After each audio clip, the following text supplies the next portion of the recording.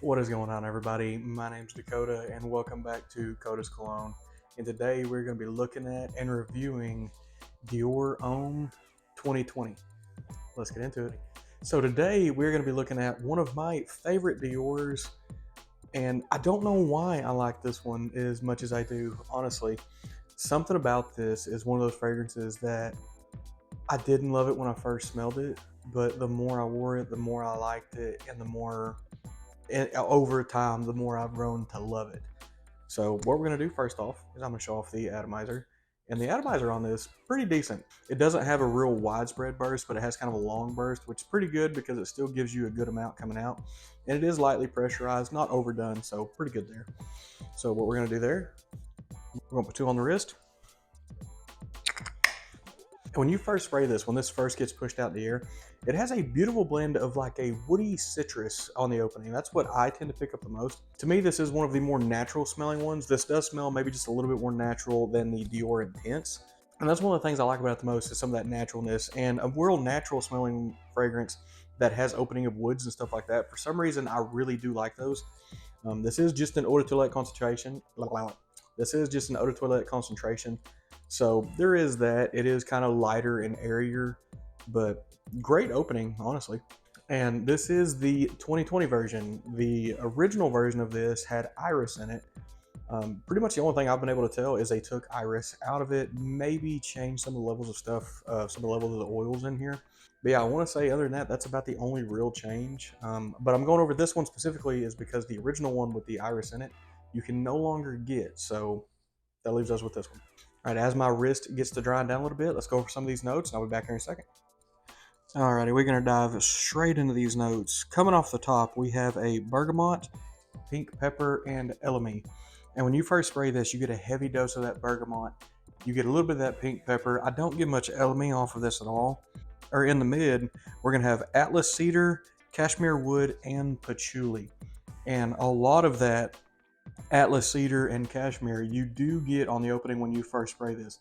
I feel like that Atlas cedar should be a top note, but it does stay all the way through to the dry down. The base notes on this are going to be ISO E Super, Haitian vetiver, and white musk, and that is what you're going to get a pleasant dose of when this dries all the way to the base. You get a lot of that Atlas cedar, a little bit of that cashmere, you get a little bit of that vetiver, and you get a lot of that musk. But when this dries down, you end up with a beautiful blend of a very woody, light vetiver, tiny touch of sweet fragrance that is done very clean and very well. But that's going to be enough yapping on this one. Let me get y'all flipped around and we will get in the rest of the breakdown. Alrighty, so we gave this time to dry down, and this one is not a fragrance that has a huge change from the opening to the dry down. This one does kind of stay slightly linear. The woods do pick up just a little bit on this. Somewhere deep in the background of this, it develops a little bit of a sweetness, not real heavy, but just a very small amount. And it gets warmer. It gets some of the amber, some of the ISO Super, stuff like that starts to pull through a little bit.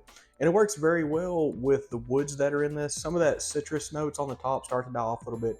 So you're left with a very like musky, woody, with the smallest hint of sweet if you just kind of stick your nose and wiggle it through there.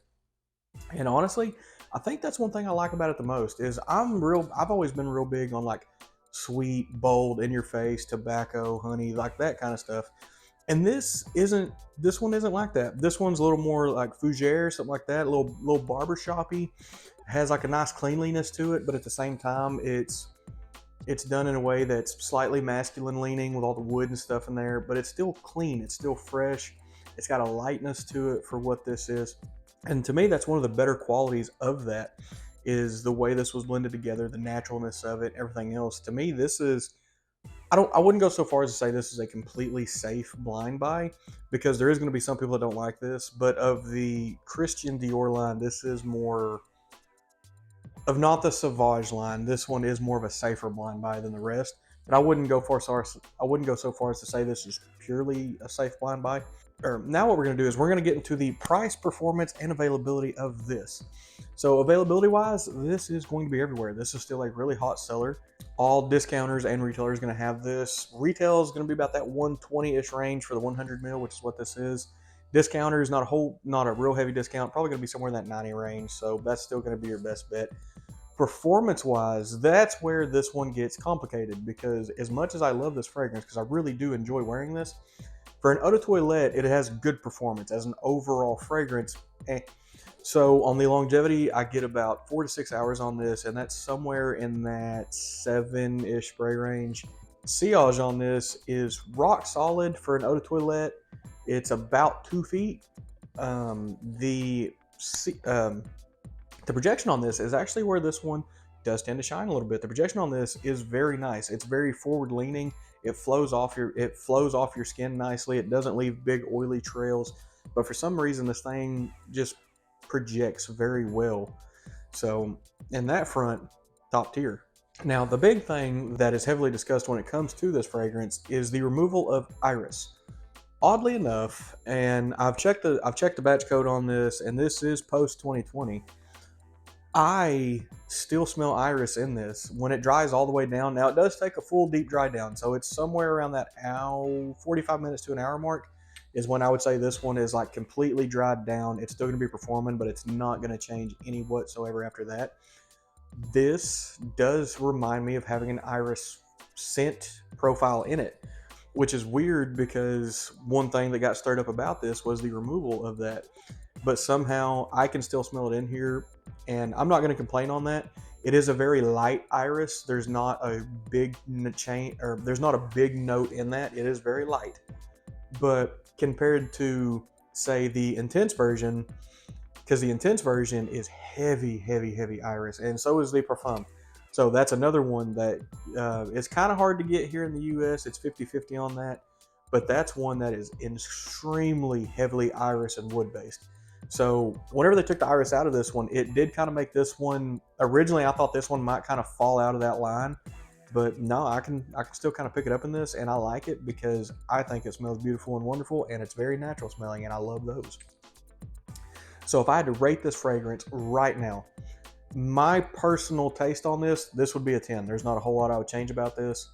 Even for an eau de toilette, I think the performance is very good for this. It's light, it's aromatic, or it still has some masculinity to it. It's got some of that woodiness, just a tiny backbone of sweet. This is a little bit of a different profile than I normally reach for, but when I do want to wear something a little bit different, this one pretty well always takes the cake for me. But if I had to give it a realistic, I would say a 9 out of 10. The performance on this one lacks just a little bit, but for me, knowing it's an eau de toilette, I don't mind that. Not every fragrance can be that powerhouse that's supposed to last all day and night. And to me, in my collection, I've said in the past, I kind of wear these for certain things. Like if I know one's real short on performance, it's one that I might wear like a grocery store. I might just wear around the house, or if it's one that I just really love the scent of, I'll keep that for like a me fragrance. If it's one, or like if me and my wife's going to the movies or something, I'll kind of spray it on a little heavy, and then it'll start to die off by the time we get to the movies. We go to watch the movies, you can still pick it up a little bit, and then to me, that's what makes it a good few hour fragrance. So we'll call it that. But I do think that is going to get us wrapped up. Let's get in on this one more time. This is Dior Homme 2020. I love this bottle too. I like how they put this straw cover in here. Just kind of gives it like that clean, like almost black tie look, and I feel like it just works very well. As I say in every video, thank you everyone for watching. Thank you everyone for subscribing, for sticking around, for staying tuned, to listen to me talk about these fragrances and stuff like that. So truly, thank you. And as always, we will see you next time.